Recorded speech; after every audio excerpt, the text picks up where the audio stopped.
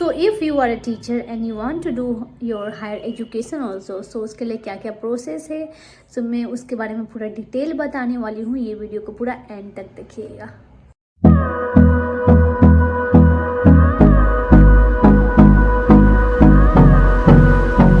So hey everyone, welcome back to my channel Chaurasia creation. I am Swati Chaurasia and I am a BPSC teacher. So जैसे कि इससे पहले वाले video में मैंने डाला था, वॉइस ओवर किया था कि मैंने एमएससी में एडमिशन लिया है, तो उसके लिए कौन कौन सा प्रोसेस होता है, बहुत लोग कमेंट कर रहे थे, तो उसी पे मैंने सोचा कि क्यों ना एक शॉर्ट वीडियो बना दूँ। तो जैसे कि पहले मैं नियोजित टीचर थी, तो जब मैं नियोजित टीचर थी मेरा 2022 में ज्वाइनिंग हुआ था फरवरी के टाइम में। एंड उसके बाद से ट्रेनिंग में एक दो मैडम लोग से मिलना जुलना हुआ जो कि मेरे ही साथ की थी। तो उनसे बात होते होते होते मुझे ये पता चला कि हायर एजुकेशन भी आप कर सकते हैं, एंड वो भी ओपन से, आई मीन डिस्टेंस लर्निंग। तो उस टाइम तो मैंने सोचा था, तो वो दोस्त से मैंने पूछा, वो मैम से मैंने पूछा कि आपने कहाँ अप्लाई किया है। तो उन्होंने बोला कि नालंदा ओपन यूनिवर्सिटी से मैंने अप्लाई किया है, और वो एमएससी कर रही थी।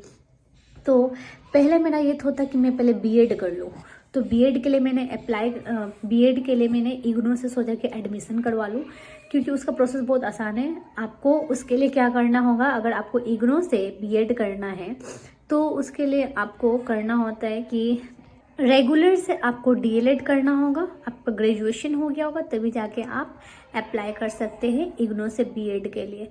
तो मेरा तो रेगुलर से ही था डीएलएड, तो मैंने सोचा कि अप्लाई कर दो। बट मैंने अप्लाई किया, मैंने पहले बार एग्जाम दिया था, तो 1 मार्क्स से मेरा नहीं हुआ।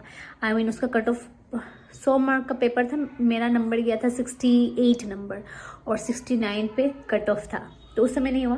फिर सेकेंड टाइम मैंने एग्ज़ाम दिया, तो सेकेंड टाइम जब मैंने एग्ज़ाम दिया था तो मेरा आया था 72 नंबर। एंड उस समय क्या हुआ कि मेरे पास में एक ईमेल आया इग्नू से कि आपका रजिस्ट्रेशन ईयर सेम है। जैसे कि 2018 के बाद अगर आपका रजिस्ट्रेशन ईयर सेम होता है, आप मतलब 2 कोर्स एक साथ में कर सकते हैं, एक रेगुलर और एक ओपन से। बट मैंने 2016 में अप्लाई किया था इग्नू से मैंने किया था अपना ग्रेजुएशन के लिए अप्लाई 2016 में, और साथ ही साथ मैंने डीएलएड का कोर्स साथ ही परस्यू कर दिया था रेगुलर से। तो उसके बाद से बाद से क्या हुआ कि मेरे पास में ईमेल आया है कि आप एलिजिबल नहीं हैं बीएड करने के लिए। तो मैंने सोचा कि क्यों ना एमएससी कर लूँ, और एमएससी का थ्रू मैं अपना बीएड में एडमिशन करवा लूँ बाद में। तो एमएससी के लिए एडमिशन के लिए मैंने सोचा था कि नालंदा ओपन यूनिवर्सिटी में मैं भी अप्लाई करूँ, बट उस समय तक नालंदा ओपन यूनिवर्सिटी अपना एडमिशन लेना बंद कर दी थी। एंड पिछले साल भी एडमिशन नहीं हुआ था नालंदा ओपन यूनिवर्सिटी का, एंड इस साल भी वेट करते करते करते करते फाइनली जाकर नालंदा ओपन यूनिवर्सिटी को, मुझे पता भी नहीं था कि एडमिशन स्टार्ट हो गया। मेरे दिमाग में एक बार आया कि मैं क्या करूँ कि हायर एजुकेशन में अपना परस्यू कर पाऊँ। तो फिर ध्यान आया कि अरे नालंदा ओपन यूनिवर्सिटी का मैंने बहुत टाइम से चेक नहीं किया, तो मैंने वेबसाइट पे जाके चेक किया, तो उसका ऑलरेडी फॉर्म स्टार्ट हो गया था एडमिशन का। 15 तारीख तक लास्ट डेट था, 15 नवंबर। तो मैंने छठ के टाइम में ही, तो उसके लिए भी प्रोसेस ये होता है कि आपको हायर अथॉरिटी से परमिशन लेना पड़ता है।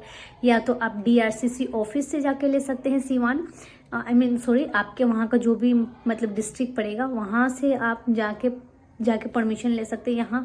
या फिर आप क्या कर सकते हैं कि जो आपका बीआरसी ऑफिस होगा वहाँ पे बीओ सर का आप सिग्नेचर ले सकते हैं, परमिशन ले सकते हैं।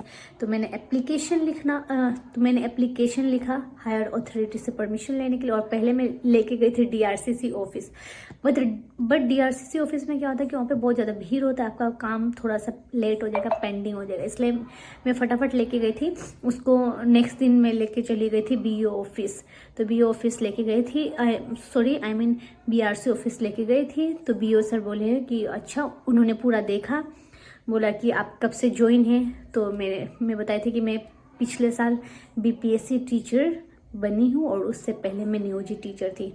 तो सर से मतलब बातचीत हुआ, उसके बाद से उन्होंने परमिशन दे दिया। फिर परमिशन पहले एप्लीकेशन पे साइन किया, एप्लीकेशन पे साइन होने के बाद से फिर एक लेटर निकलता है, तब जाके होता है, वो सब प्रोसेस हो गया। और फिर मैंने एमएससी का एडमिशन फाइनली करवा लिया अपना नालंदा ओपन यूनिवर्सिटी से, और वो भी एमएससी बॉटनी, जो कि मेरा सब्जेक्ट था, क्योंकि मुझे बहुत ज़्यादा डर लग रहा था कि मतलब इग्नू से भी मैंने सोचा था, इग्नू से निकला था, बट उसमें आपका बॉटनी ब्रांच नहीं था।